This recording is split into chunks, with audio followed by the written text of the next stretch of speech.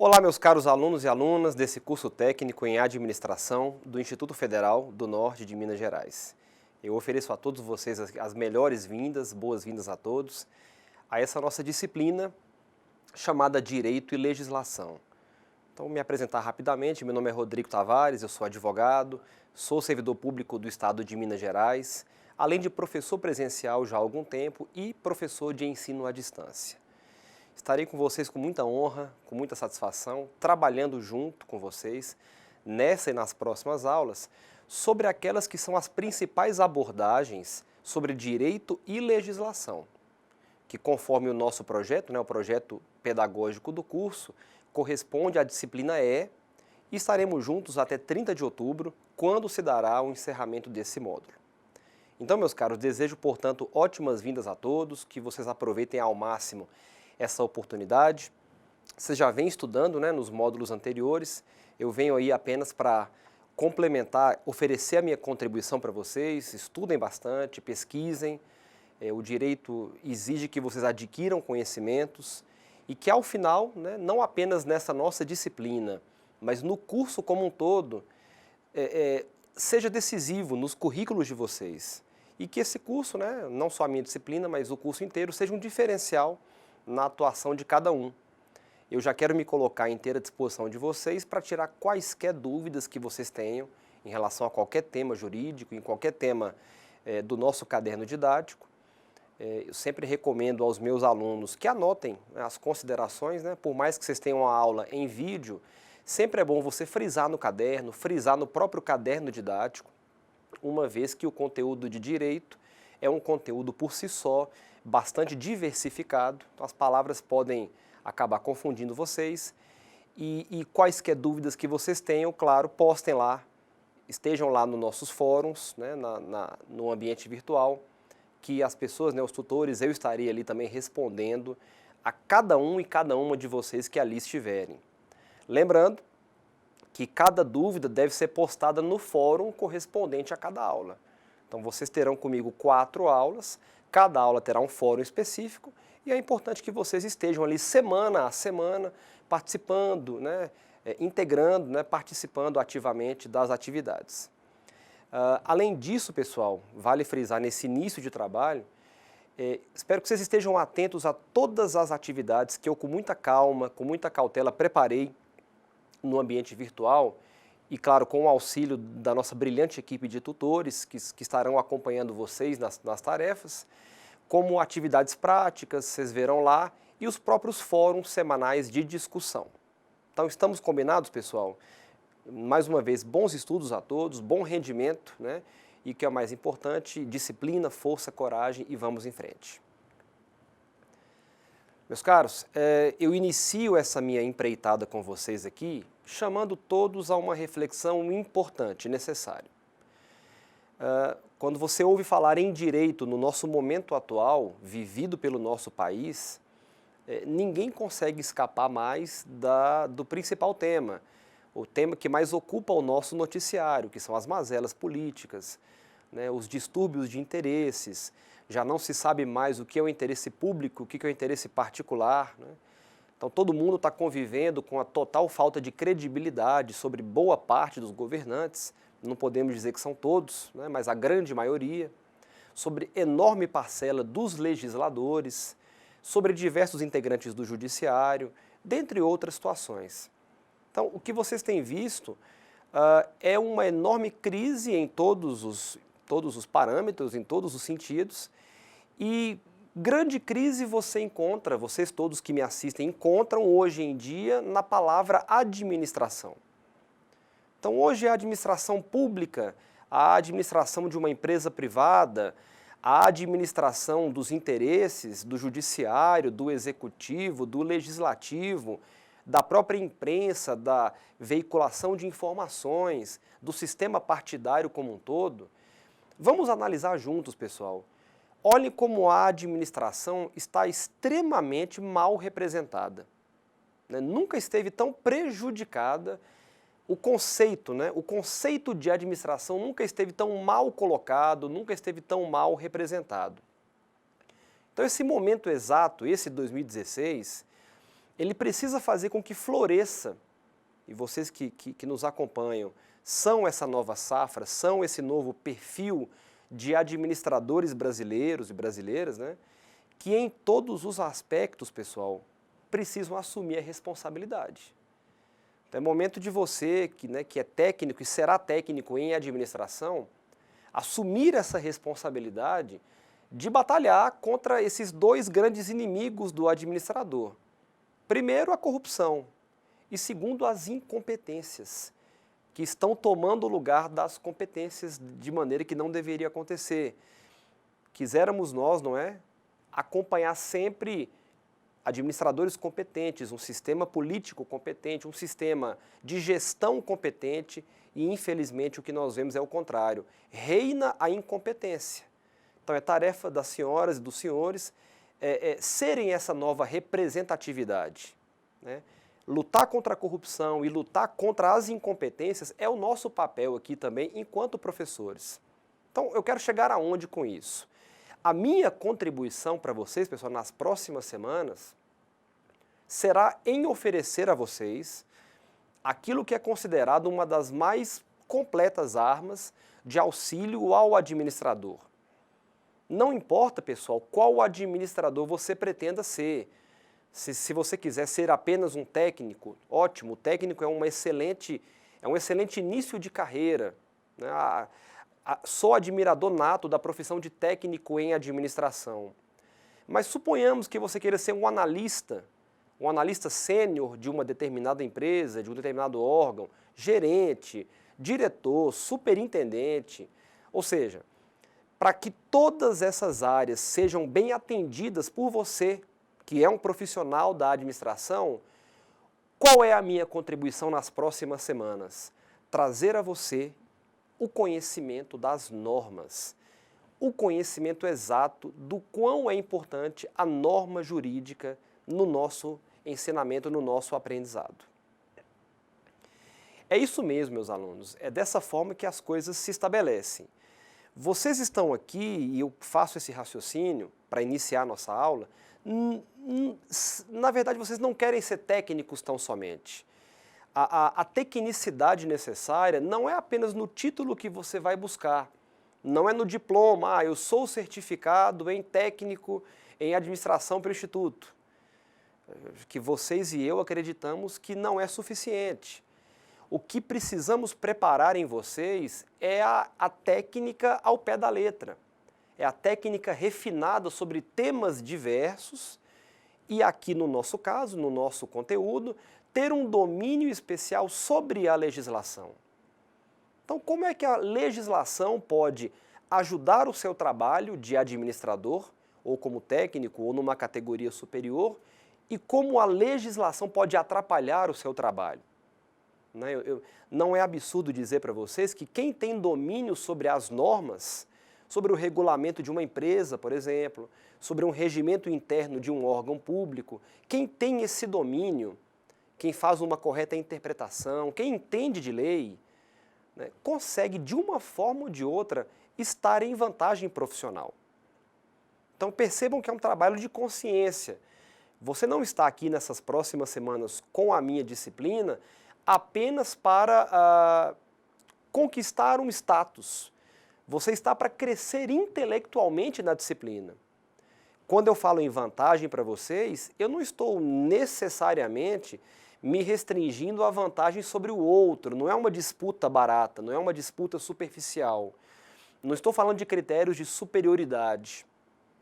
Eu coloco a vantagem que você realiza sobre si próprio.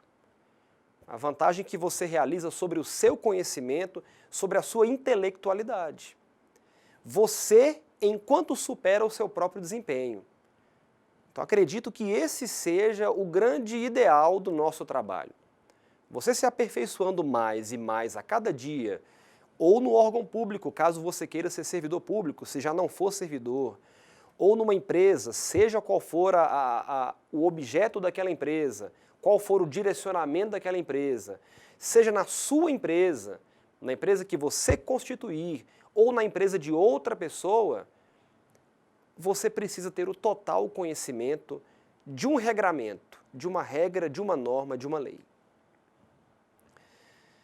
Pessoal, e ainda nesse assunto de consciência, ainda nesse preâmbulo de conscientização, vocês têm acompanhado com muita clareza o que o noticiário nos traz. Então, as verdades a cada dia são trazidas à nossa mesa, aos nossos olhos, assim, de maneira franca, de maneira bastante aberta. O que vocês me dizem, por exemplo, desse grande escândalo da Petrobras, não é?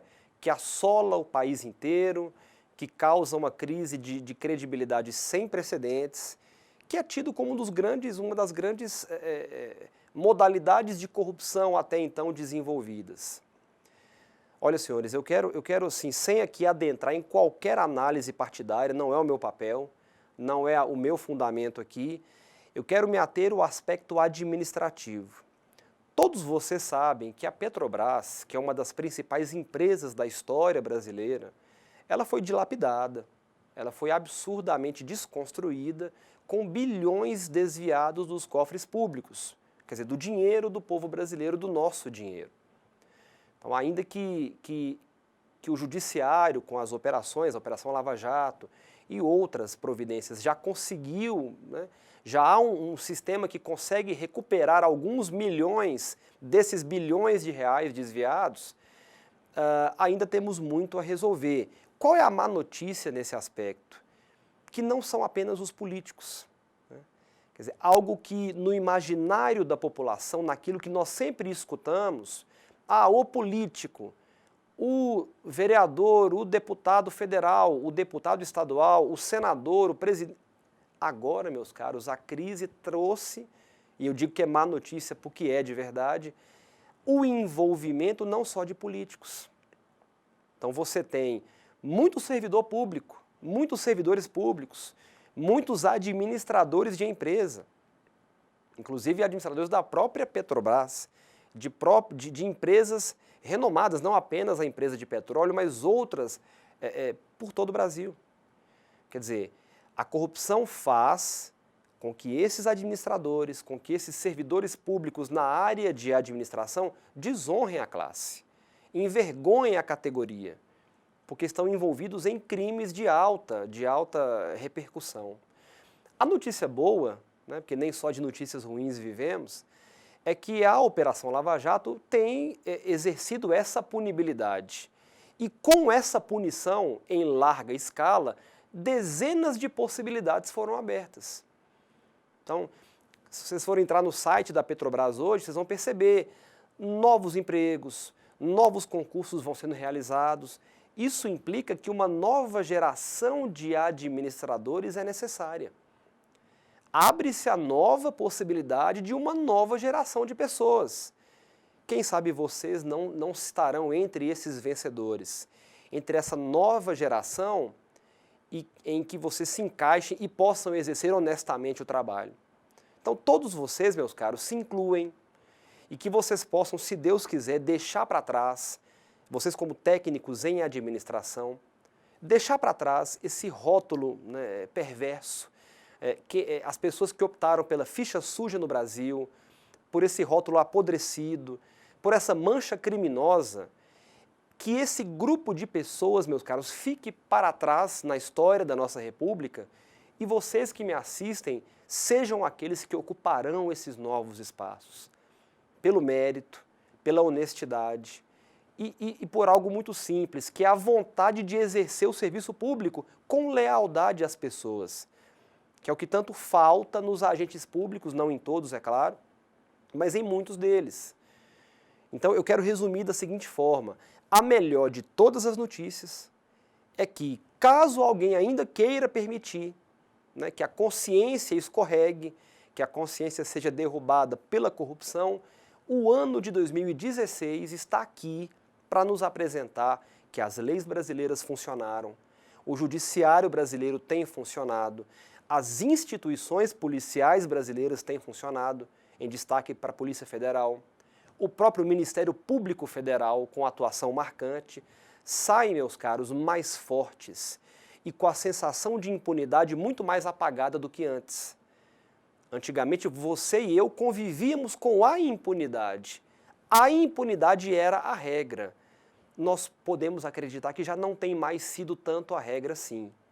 A penitenciária, senhores, pode ser o endereço mais rápido para os maus administradores, e eu tenho certeza que vocês não pertencem a esse grupo, muito pelo contrário, vocês são a nova geração de brilhantes técnicos, analistas, gerentes, diretores, superintendentes administrativos. Muito bem, pessoal, dito isso, né, nessa rápida introdução, uma introdução consciente, na qual eu já quero trazer para vocês a importância da nossa matéria, e temos que ser críticos, isso é algo fundamental na administração, eu quero passar agora ao que nos interessa. E eu dizia para os senhores o seguinte, dominar as normas. Ora, dominar as normas, o que são normas? Né? Como conceituar, como definir as normas no nosso ordenamento brasileiro? Pessoal, as normas são regras que orientam a conduta social e que podem ser de vários tipos, ou jurídica, ou moral, ou técnica, dentre outros exemplos.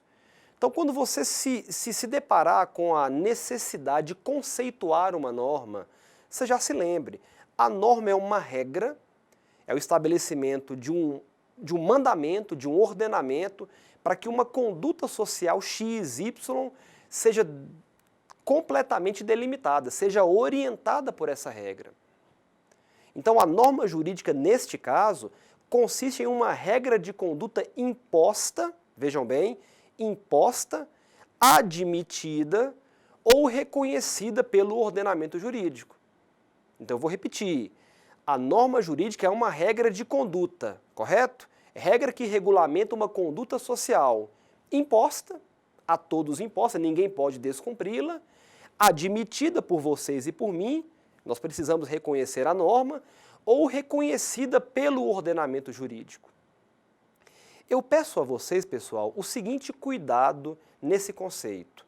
Norma e lei são usadas normalmente como expressões equivalentes. Só que a norma é mais abrangente, ela abraça também os chamados costumes e princípios gerais de direito. Então a norma ela é mais global. A lei é uma regra específica, escrita, publicada, tornada publicizada, pública, para alcance de todos. A norma não. A norma compreende a lei de todos os seus gêneros, que nós estudaremos aqui, e ela também compreende, sem dúvida nenhuma, o seu costume, os seus hábitos e os princípios gerais de direito. Por falar em direito, pessoal, vale frisar o seguinte, a ciência do direito é aquela responsável por regular o comportamento humano na sociedade, naquilo que, gente, que é valorado como juridicamente relevante pelo legislador. Então veja bem, o legislador que pertence ao legislativo, ele criará as normas, vocês concordam comigo? Ele é o responsável pela criação, pela elaboração, pela discussão sobre as características, os problemas que uma lei pode trazer e os benefícios. Mas não há legislador, meus caros, guardem isso com bastante cautela, não há legislador que crie norma alguma sem valorar aquilo que de fato interessa. Então, vamos evitar essa confusão. Vejam a seguir uma tela que eu preparei para vocês que especifica cada uma dessas expressões. Confiram. Pessoal, confiram aí. Notem o caráter de triangulação que existe entre o direito, vejam aí, que produz as normas e que confere existência a qualquer lei. Por outro lado, as normas regulam o quê? O comportamento humano. Lembra que eu acabei de falar? Norma nasceu para regular conduta social, comportamento humano. E por que ela regulamenta o comportamento humano, pessoal? Porque as relações que cada ser humano desenvolve e os atos que ele comete, né, ao longo da vida precisam conhecer limites. Quer dizer, precisam conhecer uma fronteira. Então, nesse sentido, a norma tem esse objetivo, o objetivo de disciplinar a vontade humana, porque as vontades humanas não podem, é claro, ser ilimitadas de maneira nenhuma.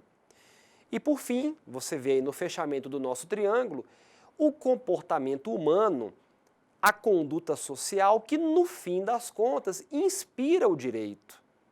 Então, não há o direito, não haveria sentido na elaboração de uma norma se aquele comportamento humano da sua família, da sua própria vontade, das pessoas do seu meio social, sem as vontades e o exercício de vontades, o direito não haveria como existir, ele não teria o que disciplinar. O que seria, pessoal, da ciência do direito, em resumo, se não existisse o comportamento a ser estudado? Pessoal, eu creio que vocês aqui não têm nenhuma dúvida sobre a complexidade do direito. Eu espero estar raciocinando corretamente. O direito é complexo, isso é uma realidade que vocês sabem que eu não estou falando coisas erradas aqui.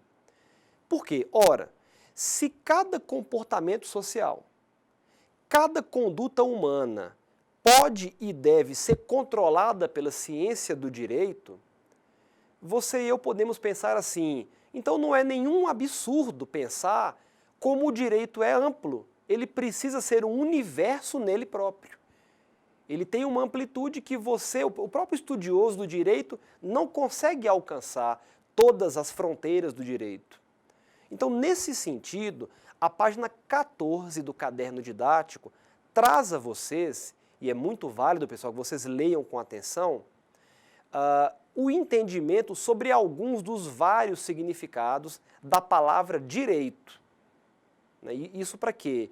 Para que você não caminhe com a ideia de que o direito é a ciência jurídica, o direito é a faculdade de direito que eu penso em fazer. Não é só isso, né, gente?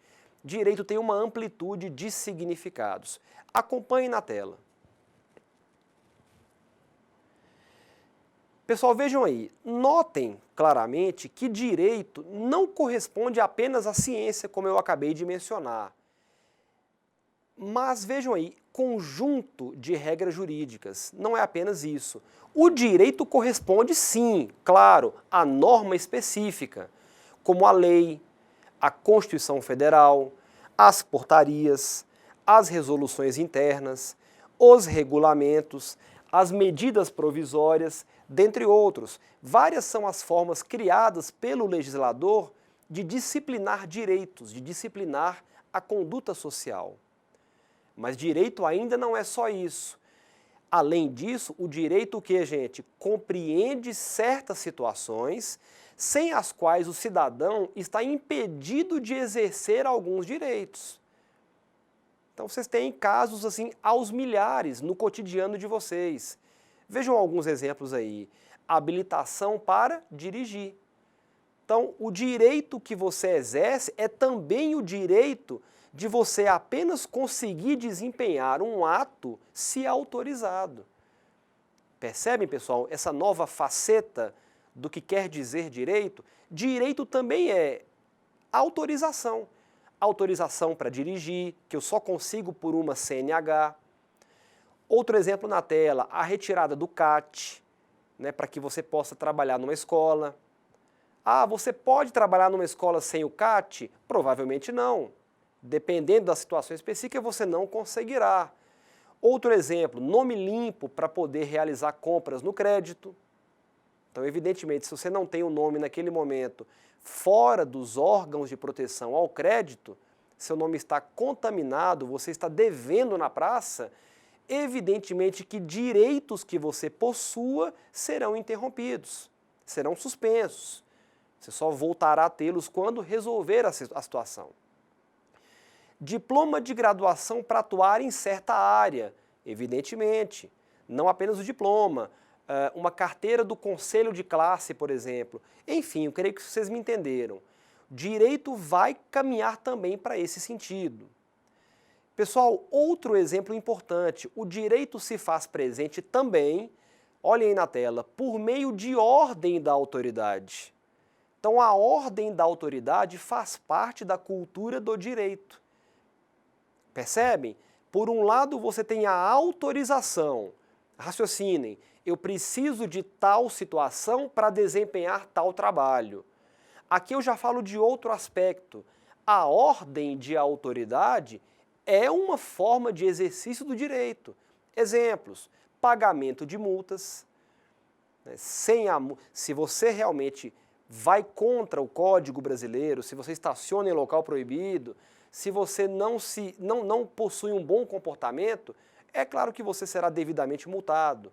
E os exemplos são vários: quitação de dívida, o cumprimento de uma pena, né, você vai cumprir alguma pena, desde penas em prisão, restrição da liberdade ou alguma pena que seja substituída, né, por uma prestação de serviços.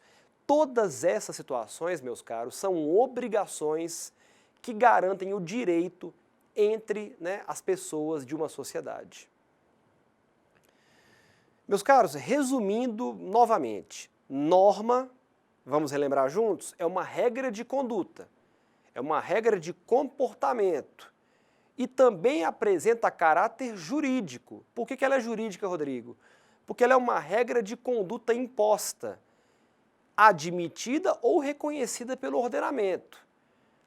Pessoal, só para frisar isso, você, cidadão, cidadã, não pode dizer que não conhece certa lei.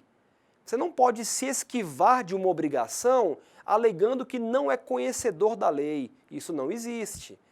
Se a conduta é reconhecida pelo ordenamento jurídico, a norma está colocada, você precisa respeitá-la, conhecendo ou não conhecendo. Então, quando vocês me ouvem aqui dizer a palavra imposta, é nessa imposição, pessoal, que mora a principal característica de uma norma: a obrigatoriedade.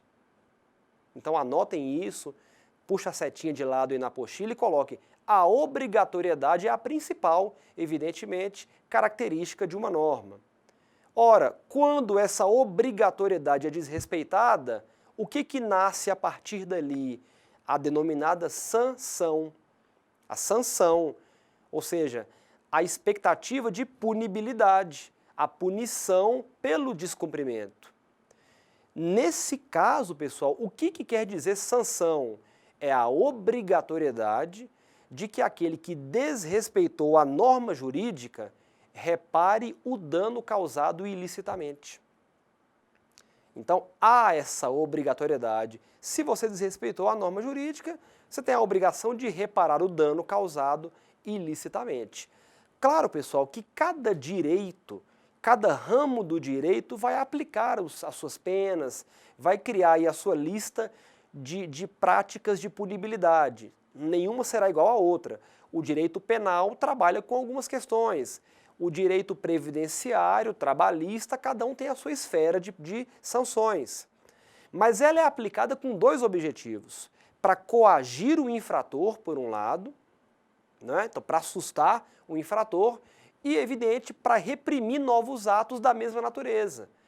Então, por um lado, você intimida aquele que cometeu a infração e, por outro, você busca evitar a repetição daquela prática errada. Entendido, pessoal? Se está entendido, muito bem. Então, nós passamos agora, de uma maneira também bem concreta, aquelas que são as principais características da norma jurídica. Então, percebam, eu trabalhei até aqui com o conceito de norma. Todas as características do conceito de uma norma. O que é norma jurídica? Vocês já conhecem. Vamos à tela seguinte para as características de uma norma jurídica. Acompanhem. Pessoal, confiram aí. Cada uma delas, pessoal, já está contida na página 18 do nosso caderno didático. Cumpre a mim aqui apenas complementar o raciocínio a respeito de cada uma delas.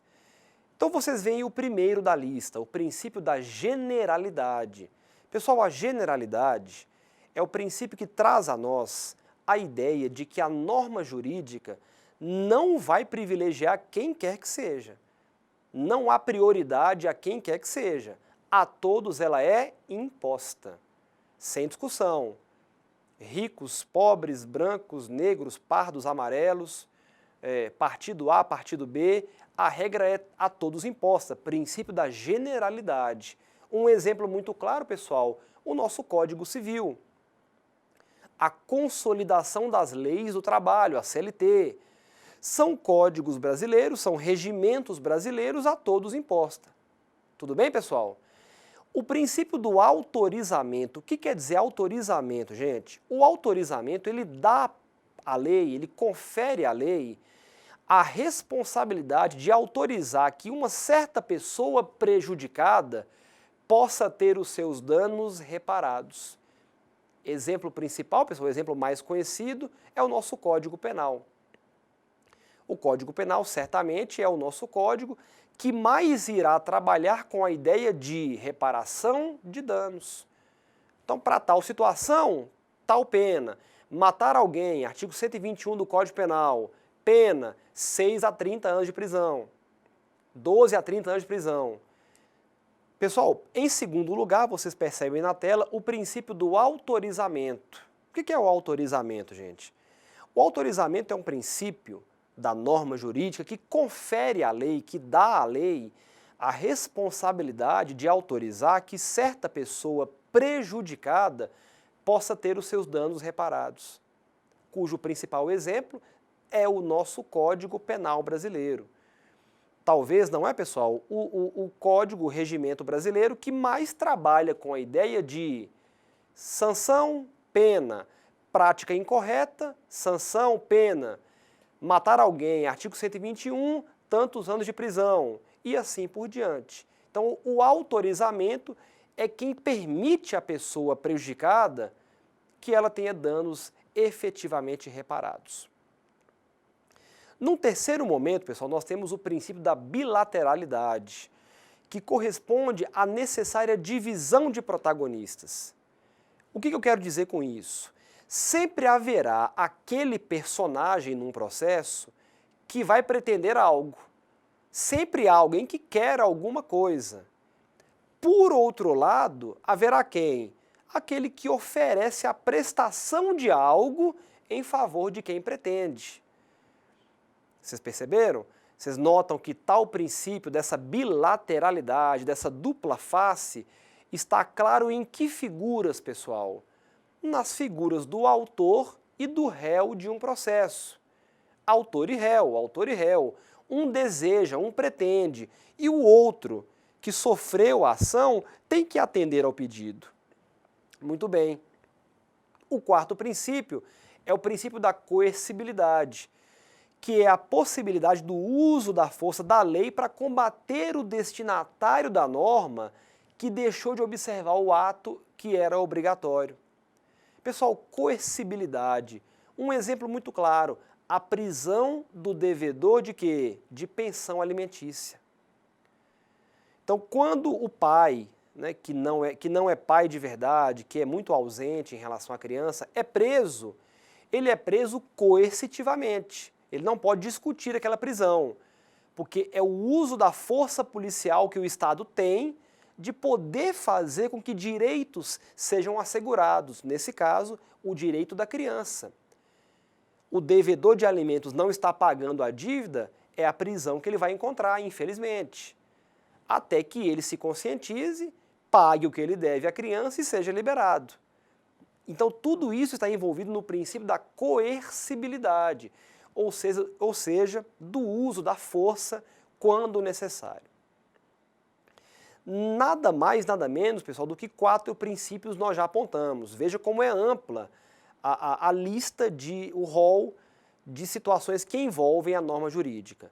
O quinto princípio é o princípio da imperatividade, percebam aí na tela, que representa nada mais, nada menos do que a ordem a ser observada por todos. Como acontece, por exemplo, vocês sabem, no caso do pagamento obrigatório de impostos. Então, o IPVA é obrigatório a todos, o IPTU é obrigatório, o imposto de renda, né, para quem tem a renda que atenda a alguns requisitos. E, por fim, o princípio da abstração, que diz respeito à dificuldade que o legislador brasileiro tem de prever, pessoal, todas as situações sociais possíveis. Então, vocês imaginem, não há condição, a mínima condição, de os integrantes do Congresso Nacional, ou de uma Câmara de Vereadores, ou de uma Assembleia de Estado, previrem todas as situações que podem acontecer. Então, o nosso Código de Processo, a nossa Constituição, oferece para a lei brasileira o princípio da abstração. Ou seja, o legislador, quando cria uma lei específica, ele se baseia num ato em abstrato, numa ação em abstrato, pela impossibilidade de sempre visualizar situações concretas. Muito bem, pessoal, ficou claro isso? Ficamos entendidos? Podemos avançar? Vejam que tratamos do conceito de norma, primeiramente, e agora as principais características, que são os traços, não é verdade, que definem a norma jurídica. Agora, pessoal, nós vamos conhecer um pouco sobre a estrutura das normas jurídicas de conduta. Como elas se estruturam no nosso ordenamento. Prestem bastante atenção porque, na verdade, é simples. Eu peço atenção, mas não é nada que seja muito difícil. Vejam bem, a norma jurídica, ela contém duas fases. Você vai sempre se lembrar disso nos estudos de vocês aí em casa. A norma jurídica contém duas fases. A primeira dessas fases é a descrição de um fato qualquer. Um fato do cotidiano, dentre milhões de fatos que acontecem. Há um fato em si, por exemplo, vou criar um exemplo aqui, conduzir o veículo sem portar documentos obrigatórios, que é a leitura do artigo 232 do Código de Trânsito Brasileiro.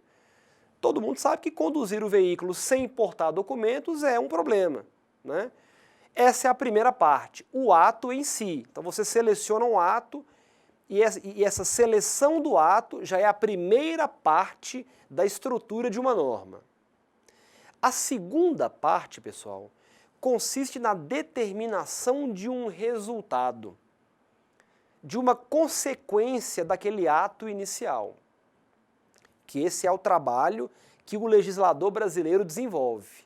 Ou seja, conduzir o veículo sem portar os documentos obrigatórios, carteira de habilitação, o documento do carro, incide em que, pessoal? Aplicação de multa e retenção do veículo até que o documento seja apresentado. E você paga mais uma taxa para poder liberar o veículo. Resumindo, pessoal, a primeira situação que eu apresentei, estou conduzindo o veículo sem documentos. Esse é o chamado, é o fato isolado. É um fato sem ainda o resultado e a consequência. Você somente presume o resultado, mas o fato está isolado. Esse fato isolado, pessoal, ele recebe o nome jurídico de hipótese de incidência legal. É uma hipótese de incidência legal. Há uma probabilidade de que aquele caso isolado vá ter uma atenção jurídica, porque ele é ilegal, ele está sendo realizado de maneira incorreta. Primeira parte. A segunda recebe o nome de consequência jurídica. Aí fica mais fácil de você entender. Hipótese de incidência legal, no ato isolado, consequência jurídica quando se tratar do resultado daquele ato, da consequência daquele ato. Então, para arredondar essa explicação, pessoal, que eu acabo de dar, confiram comigo essa tela rapidamente. Pessoal, voltando a frisar sobre o slide, percebam que a estrutura é bastante simples. A norma jurídica se divide em duas. Hipótese de incidência legal, por um lado, eu acabei de explicar, é o fato isolado em si, é o fato sem a consequência, é o fato sem o desdobramento, e por outro lado, a consequência jurídica desse ato, que aí, na verdade, será o resultado. Aquilo que vai dizer o seguinte, olha, tal resultado, pena tal, aplicação de multa, retenção de veículo. Essas são as duas faces na estrutura da norma jurídica. Pessoal, além de todas essas importantíssimas definições, vale destacar que as normas jurídicas também se classificam conforme outros critérios. Não quero que vocês pensem que é em relação apenas ao critério específico. Outros critérios ajudam a que a norma seja melhor definida. Por exemplo, quanto ao território de aplicação, fácil demais, não é, gente? Tranquilo. A lei pode ser federal, estadual e municipal. Então, acho que aí não reside dúvida sobre esse ponto. A lei pode ter alcance federal, quando editada pela União.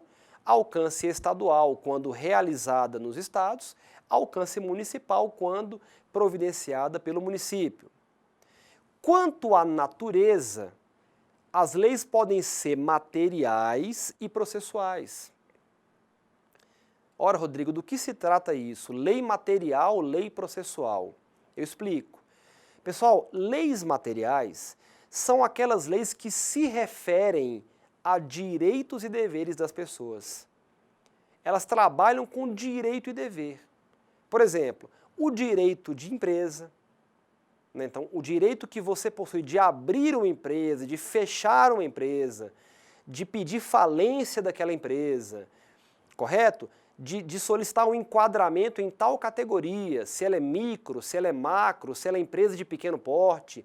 Direitos de empresa são direitos que se relacionam com o direito e dever de um cidadão. O direito ao casamento, o direito penal, né, que é o direito de você se ver recompensado pelo dano que alguém te causou. Então isso são direitos materiais, direitos de natureza material. Por outro lado, meus caros, os direitos processuais acontecem quando eles estabelecem os procedimentos em questões forenses, ou seja, no fórum, na estrutura do judiciário, correto? Ou seja, direitos que se referem aos meios de realização dos direitos e deveres, tanto dos órgãos do judiciário quanto das partes de um processo. Então você tem que ter essa atenção. O direito material é o seu direito mais imediato, é o seu direito mais voltado à sua pessoa. O direito processual é o meio que você precisa para chegar a uma finalidade jurídica, a uma finalidade num processo que porventura você participe como autor, como réu, como testemunha, etc. Exemplos, pessoal, de leis, de normas, processuais, o Código de Processo Civil e o Código de Processo Penal. Eu vou dar um exemplo mais específico. No Código Penal, você tem a definição de crimes e penas, correto? Crime A, pena X, crime B, pena Y. No Código de Processo Penal, do que se cuida? Por exemplo, o Tribunal do Júri. O Tribunal do Júri é um tribunal que precisa ser todo regrado para que ele atenda especificamente às causas de direitos contra a vida. Então, nesse caso, você tem que ter o cuidado de separar leis materiais e leis processuais.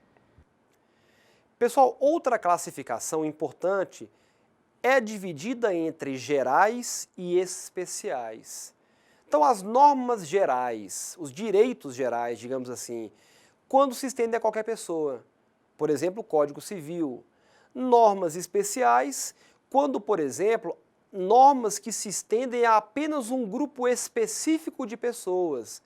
Por exemplo, um exemplo bastante claro, o Código de Defesa do Consumidor, né? O Código do Consumidor, ele só vai ser aplicado para quem é consumidor ou fornecedor. Então você consome um produto, você fornece um produto e há problemas naquela relação de consumo, você está num grupo de pessoas que será atendidas, né, pelo Código de Defesa do Consumidor. Muito bem, pessoal, vamos continuar caminhando. Passemos agora para o importante, também importante tema, hierarquia das normas jurídicas. Hierarquia, pessoal, o que é hierarquia? Vejam da seguinte forma, a hierarquia é uma ordem baseada na divisão em níveis de poder ou de importância, sendo que o nível inferior é subordinado ao nível superior, está claro, e o ordenamento jurídico brasileiro ele é construído dessa forma, a manter a hierarquia de algumas leis sobre outras, né? Então, como é que as normas são hierarquizadas? Como é que elas se graduam da mais importante para menos importante? Analisem essa próxima tela. Pessoal, vejam aí. nós criamos o sistema piramidal. Nós construímos uma pirâmide para que vocês analisem como se dá, da maior para a menor, a importância da escala de normas no nosso ordenamento brasileiro. Então, na figura vocês percebem que o principal ordenamento jurídico, a principal regra jurídica brasileira, sem dúvida nenhuma, é a nossa Constituição Federal. É a nossa Carta Magna, de 1988. Assim como a Constituição, todas as emendas constitucionais que contribuem para que ela aconteça são as maiores, as mais importantes, que não podem de maneira alguma serem desobedecidas. Numa sequência hierárquica, você encontra a lei em todas as suas modalidades, a lei complementar, a lei ordinária, a lei delegada e a medida provisória. Eu não vou me adiantar nesses conceitos, pessoal, porque o próprio caderno didático foi muito feliz na conceituação de cada uma. Vocês podem estudar claramente o conceito de cada uma no caderno, porque ficou de fato um conceito muito bem construído. Num terceiro momento, os decretos, que estão numa escala inferior à lei e à Constituição, e lá no fim, apenas para complementar um regimento, uma regra ou outra, a atuação de portarias e resoluções. Muito bem, pessoal. Então, diante disso que vocês têm acompanhado comigo aqui, é momento de tratarmos sobre o fenômeno fundamental para você compreender o direito, compreender a norma, é o chamado fenômeno da positividade do direito. O que isso quer dizer? Se existem direitos numa sociedade, quer dizer, se as pessoas e o comportamento dessas pessoas precisa ser regulado pelas normas, essas últimas, que são as normas, precisam estar o quê, gente? Descritas em códigos. Escritas, descritas, publicizadas, tornadas públicas em todos os segmentos, de maneira organizada e visível a qualquer cidadão. Essa característica, pessoal, recebe o nome de positivação. É por isso que quando você conhece, quando você ouve a palavra direito positivo, direito positivado, isso quer dizer o seguinte: o direito enquanto ciência precisa estar traduzido em normas escritas, que se impõem e que regulam a vida social de um povo. Isso sempre, claro, a partir da imposição do Estado, o Estado regendo essa positivação. Não basta, pessoal, nós criarmos o direito aqui num diálogo. Não se cria normas numa conversa, num congresso, num seminário. Lei brasileira, Constituição brasileira, portaria, resolução, decretos, todos os decretos, lei, sempre precisam estar o quê? Descritos e positivados, ou seja, regulamentados, regimentados e publicados. Então, por exemplo, o Código Civil, novamente, o Código Penal, o Código de Defesa do Consumidor, a própria Constituição Federal, enquanto regras organizadas e elencadas, fazem parte do chamado direito positivo. Nesse sentido, pessoal, o direito positivo, a partir desse ponto, ele abre dois horizontes, ele abre duas divisões. De um lado você encontra o direito objetivo e de outro o direito subjetivo. O que significa, pessoal? Como eles se encontram, o objetivo e o subjetivo? Analisem o seguinte: o direito objetivo, ele compreende exatamente o conjunto de normas pertencentes ao nosso ordenamento. São as regras todas que determinam a conduta dos indivíduos dentro da sociedade. E aí você vai se lembrar, caso sejam desrespeitadas, implicam em sanção, implicam em penalidades contra aquele ou aquela que a desrespeitou, que desrespeitou aquela regra. Ou seja, pessoal, direito objetivo é o que você encontra. É o Código Penal, é a consolidação da lei do trabalho, é o Código de Processo Civil, é tudo que você encontra para amparar o seu direito. O direito subjetivo, por sua vez, pessoal, cuida do poder que a pessoa tem de exercer a faculdade individual. O que representa isso? Exercer a opção de agir de acordo com o que o direito lhe ofereceu, o direito objetivo, e com isso invocar a sua proteção. Perceberam, pessoal? O direito objetivo são as leis, é o sistema regimental brasileiro.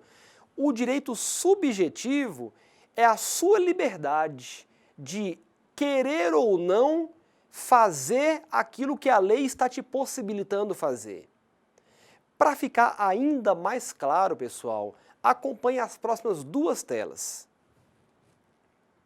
Pessoal, então percebam na tela a seguinte divisão. O direito positivo se subdivide em direito objetivo e direito subjetivo.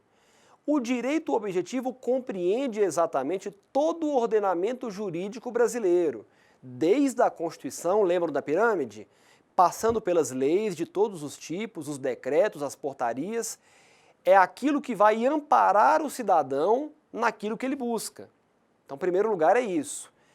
Esse direito objetivo, pessoal, recebe o nome, a partir da cultura latina, do latim, norma agendi, ou seja, agente da norma, porque os agentes da norma são aqueles agentes prontos em códigos para poder amparar o seu direito de fazer ou não fazer alguma coisa. No lado direito, vocês notam o direito subjetivo, conhecido como facultas agendi, pelo latim, que quer dizer o quê? O agente tem a faculdade, ele tem a possibilidade de ser atendido. Isso representa uma possibilidade de agir. É a pessoa dele quem vai definir. Se ele não quiser ser assessorado pela lei, é um problema dele.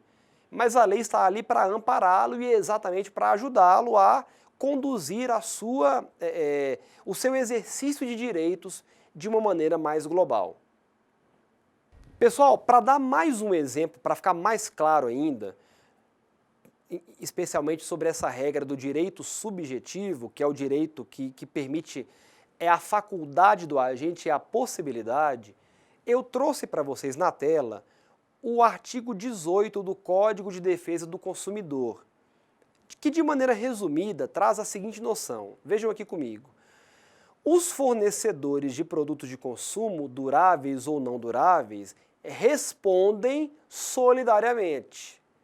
Então vocês notem que o Código do Consumidor já está afirmando que o fornecedor de um produto de consumo responde. Quando que ele responde? Pelos vícios de qualidade ou quantidade que os tornem impróprios ou inadequados ao consumo. Opa! Então você nota que o fornecedor que oferece um produto impróprio ou inadequado ao consumo responderá, terá a sua responsabilidade.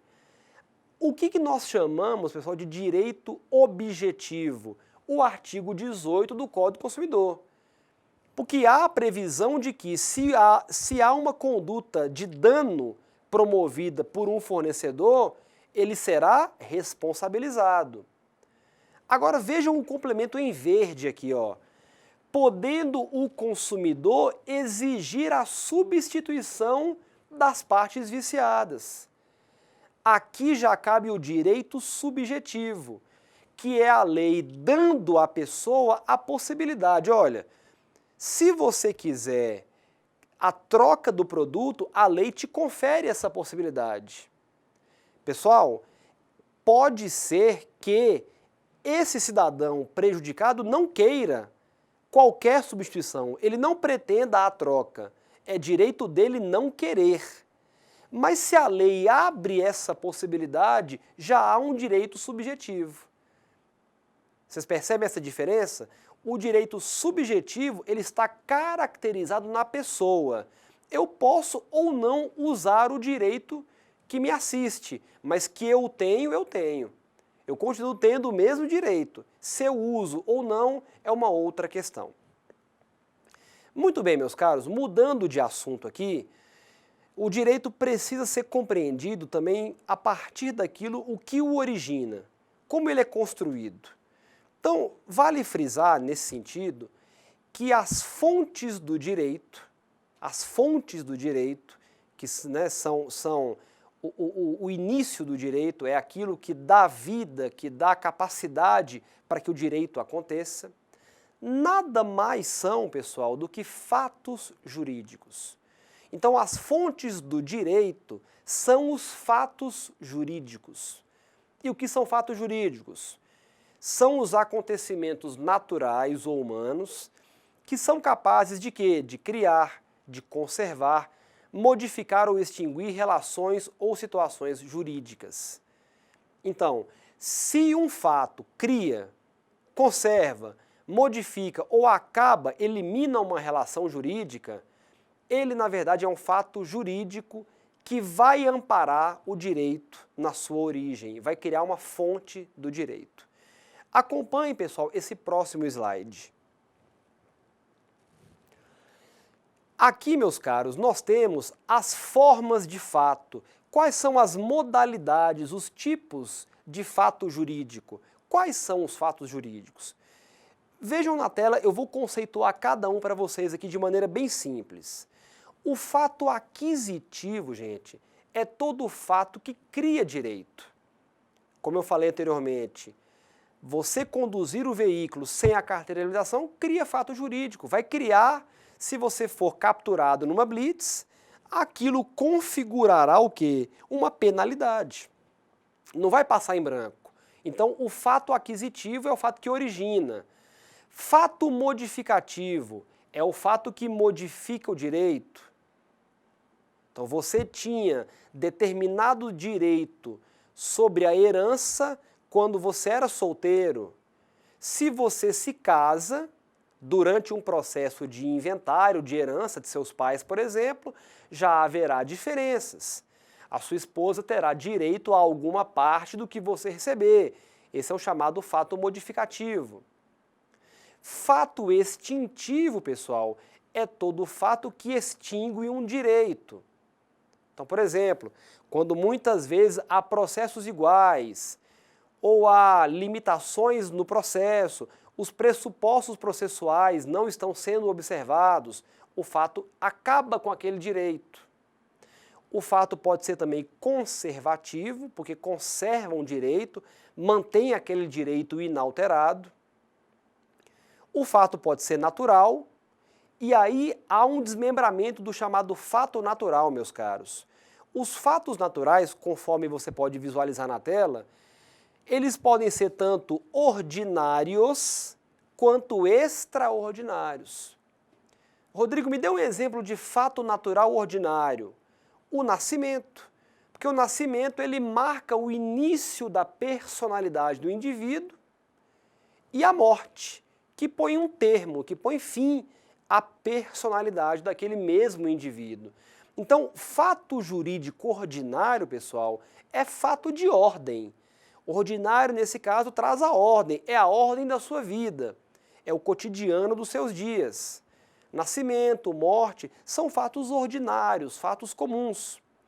Fatos extraordinários, fatos naturais extraordinários, são muito mais ligados a fenômenos da natureza, como tempestades, enchentes, furacões, tornados, catástrofes de maneira geral.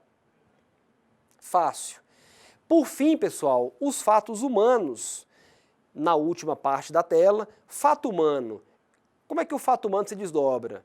Ele é subdividido em lícito, quando realizado em conformidade com a lei, com o ordenamento jurídico, ele está dentro dos parâmetros legais. Exemplo, um registro civil, um contrato de compra e venda que você faz com base na lei, ele é um fato lícito. Uma doação de bens e diversos outros fatos, não é, gente? São caracterizados como fatos lícitos. Por outro lado, claro, os fatos ilícitos são aqueles realizados em desobediência com o ordenamento jurídico, cujos efeitos não nasceram da lei, não derivam da lei. Exemplo, também são vários, jogo do bicho, que é uma contravenção não autorizada por lei, dirigir o veículo acima da velocidade permitida, dentre outros exemplos. Pessoal, além desses conceitos aqui, vale reforçar para vocês sobre a classificação das fontes propriamente ditas. As fontes materiais, pessoal, são a origem do direito, porque o produzem. Então, as fontes produzem o direito, elas dão vida ao direito, porque produzem e porque consideram os fatos e fenômenos sociais em volta. Então, tudo quanto é fato econômico, fato social, uma questão moral, uma questão política, não é que nós temos visto com muita frequência, essas periferias, digamos assim, esses fatos sociais em torno do direito, é que farão surgir novos valores. Novos valores nascem e são tutelados, são protegidos pelo direito. As fontes materiais, meus caros, não são ainda o direito pronto, perfeito, pelo contrário, não são o direito acabado, são somente fatos, e fatos que orientam a formação do direito. As fontes formais são os meios ou as formas pelas quais o direito positivo se manifesta na história, ou então os meios pelos quais o direito positivo pode ser devidamente conhecido. Pessoal, não se cansem, mantenham a coragem, mantenham a firmeza, guardem uma energia extra para que vocês entendam o seguinte: ainda há, vejam bem, eu já fiz a separação entre fonte formal e material. A fonte formal, as fontes formais, ainda comportam uma divisão a mais, um desdobramento, que são a sua divisão em fontes formais estatais, fontes formais não estatais e fontes formais supraestatais. Observem a tela seguinte. Pessoal, vejam aí. As fontes formais estatais, do que se tratam, pessoal? São aquelas, gente, produzidas pelo poder público. São as normas que saíram do poder público. São as formas de expressão do direito originadas aonde, pessoal? No Estado. Claro, em regra, do poder legislativo.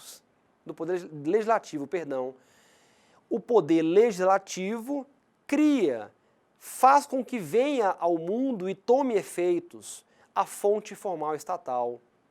Quais são elas, pessoal? Eu falei anteriormente lá na pirâmide, vocês vão lembrar.